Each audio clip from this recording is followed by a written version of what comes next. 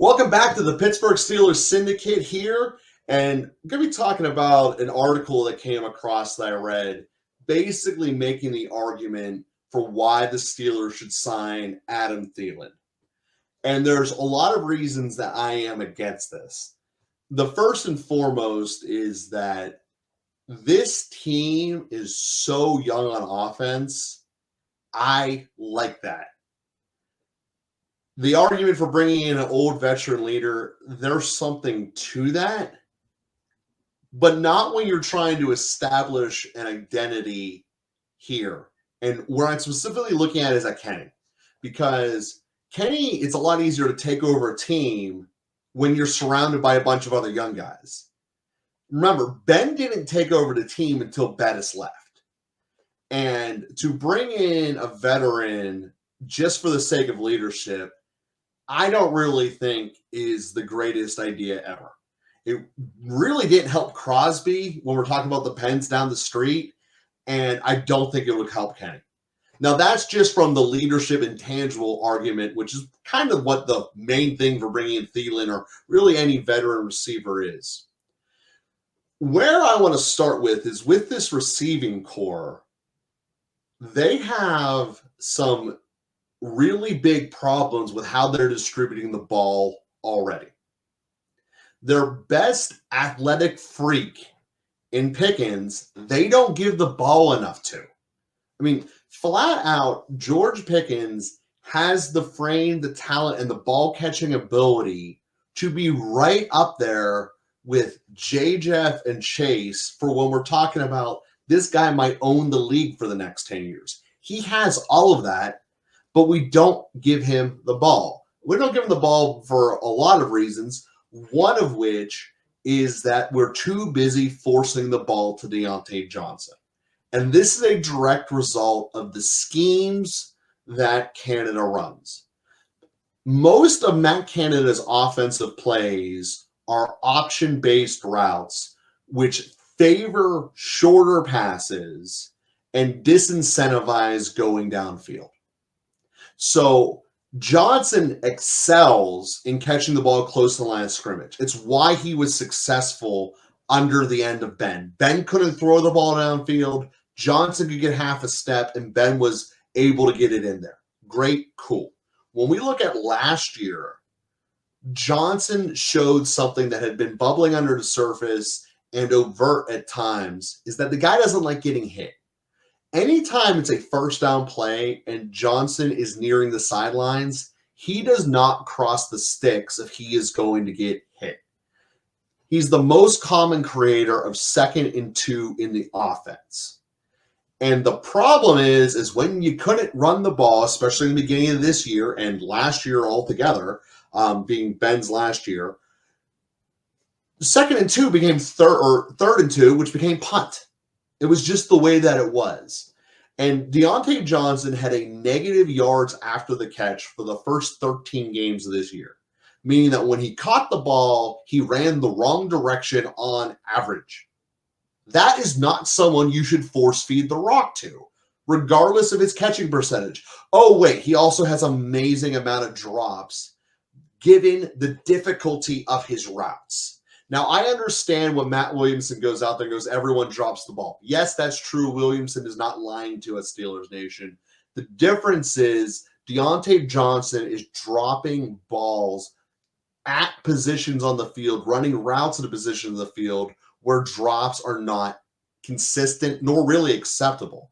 It's one thing when you're running 50 yards downfield and jumping for a jump ball, essentially, and that doesn't become a caught, it gets knocked out, but you held it long enough so it gets counted as a drop. That's one thing. To drop essentially a screen pass is completely unacceptable. Anytime your feet are not moving and you drop the ball, whether it be a comeback, curl, screen, whatever, those are unacceptable drops. Those are I don't want to get hit plays, or I'm looking downfield to do the next thing, which if he was Antonio Brown making everyone miss and going downfield like crazy, it'd be acceptable, but he's not. So my starting point is Dianttee Johnson needs to get the ball a whole lot less. He was my least favorite signing of last offseason, and it's a burden we are stuck with.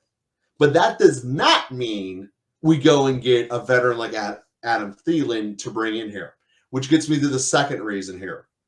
Adam Thelien is just another middle of the field short yardage plugger. Basically, I'm a red zone threat, a red zone target. And I do not want to see one of them enter into the Steelers because it's going to take away from Freiermuth. Freiermuth has given the Steelers one of the very rare things in the NFL, which is a tight end that has quickly developed. Historically speaking, tight end is the longest position from draft day into actually becoming a competent starter of any other offensive position in the NFL. And the fact that he has already taken off and excelled at that, I don't want to put anyone out there who's going to take away from his goodness. Let him take off and become one of the best tight ends in football because he has the capability. Freiermuth is amazing, and let him shine. And if we bring in a veteran who doesn't have the speed, he's going to inevitably be fighting with Freiermuth for the same types of routes. This is what one of the best things of getting rid of Claypool was. That power slot guy argument is really what Freiermuth is. And if you can add to this team, like putting an Austin out there who is a speed threat that everyone needs to worry about, you will just open the middle of the field up, and that only helps Freiermuth. Not to mention a speed guy on the opposite side of the field of Pickens opens up the ball going to Pickens more too. Now, granted, we talked yesterday about the offensive line. It's all contingent upon them. They need to continue to step up, but there's lots of good elements there. I mean, Chooks didn't let up a single sack coming off the right tackle spot. No one else in our division can say that. So there's a lot of potential for this. I just feel that the slot-based, especially a power slot, slow-based receiver is not the option. I love the idea of putting Austin out there, or even just getting a speed. Maybe we're only drafting this guy as a gunner, but we let him have a chance playing the slot. I'm okay with that too.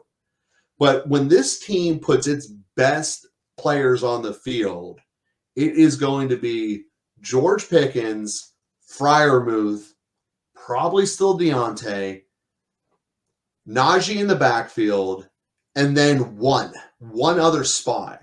And when we're playing close out the game, that spot is Spaeth. Or it's going to be the fullback if we bring back Watt.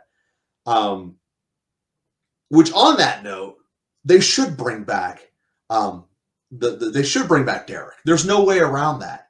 I remember watching the Rosie Nick saga. Derrick Watt is infinitely better than that, and he makes your special teams very, very good. Now, we're at the early parts of free agency now, with the exception of Herbig coming here at low money. The bargains don't really start. You have to really be self-conscious. We got Herbig because he was coming off an injury, and there was a risk that he might not get picked up. Okay, that's cool. That's a good find. But Derrick Watt's probably going to be closer down the year, possibly even a post-draft signing. But I really want Derrick Watt back on this team. Because you line up Watt, Spaeth, and Muth, well, now you just got yourself a lot of meat on the field, and your short yardage game should be pretty successful. Speaking of the short yardage game, I'm really conflicted about Kenny Pickett doing the quarterback sneaks. On the one hand, I absolutely love getting the first downs. Ben never did it. Kenny got him. It was a great sign, especially after watching those final 2 years of Ben, of running backs just getting stuffed on 3rd and 2 and 3rd and 1 all the time. So I like the results, but I look at the fact that Kenny is already essentially labeled as a concussion risk, and that the rest of the NFL off the field medical staff targets people who have already been hit for concussions. I don't want to leave him exposed to a jumping linebacker coming right at him. And I also don't want to make it obvious, like we put the backup quarterback in just to do the sneak either. So that's a long way of saying that's justification for keeping Watt out there. Watt and Spaeth run behind Chooks and Daniels, pick a spot on the right and just blast it. I like that. Najee can do it. It might be a little obvious, but so was Philadelphia's sneak every time they did it. And I just would like to see them go that direction with their short yardage, because the thing that could implode this team is Kenny going down. And that could really, hold back the whole team, because they're built around him. Yeah, we got Tribisky on the roster. I saw them put Tribisky back in against Baltimore. The guy literally threw the game away. He threw the game away with literally the same plays he threw interceptions against with the Jets, which is why he got benched in the first place, which is massively perplexing about why you would be running the exact same thing you knew he failed at, and you would have known him as long as possible. How someone didn't realize that and correct that, let alone the other 2 interceptions he threw against Baltimore. And it cost us that game. It cost us the division, or not the division, the playoff spot. We would have had Baltimore spot. And as I look at this moving forward, overall, across the entire team, but especially the offense, there is not a glaring, this guy is not a capable offensive player. This isn't like when we look at the Pirates and we can say, that guy isn't a Major League Baseball player, he shouldn't be out there. There's teams in the NFL that have that. Houston has them all over the place. The Steelers don't have that. The Steelers have a lot of, basically, if you're playing Madden, 78s. But 78 with a potential of B+ or an A. Because they're all so young, this could click and become an offense that people are like really, really scared of for a number of years to come. And I'm excited for that. I am so excited for that as a fan, the potential there. And to me, that's why, getting back to the 5 players on the field, if Austin got the wheels, I want Austin to do it. I want Austin to be burning down that field, opening things up. An open middle of the field gives Najee and Freiermuth so much more space to play with.